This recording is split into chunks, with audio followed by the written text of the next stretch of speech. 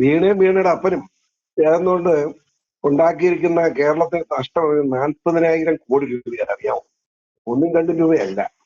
വീണ മേടിച്ച് എന്ന് മനസ്സിലാക്കിയിട്ടാണ് 1,72,00,000. എന്തിനവർ മേടിച്ചു? ഈ CMRൽ നിന്ന് എന്തിനവർ കാശ് മേടിച്ചു പറയണ്ടേ?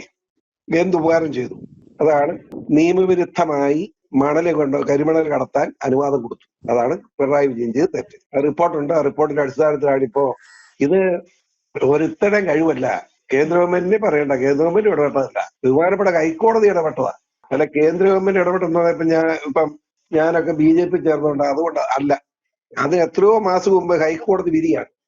ഹൈക്കോടതി വിധിയുടെ അടിസ്ഥാനത്തിലാണ് ഇപ്പൊ ഇതൊക്കെ നടന്നുകൊണ്ടിരിക്കുന്നത്. അപ്പോ അതിനകത്തൊന്നും കള്ളത്തിലൊന്നും നടക്കില്ല.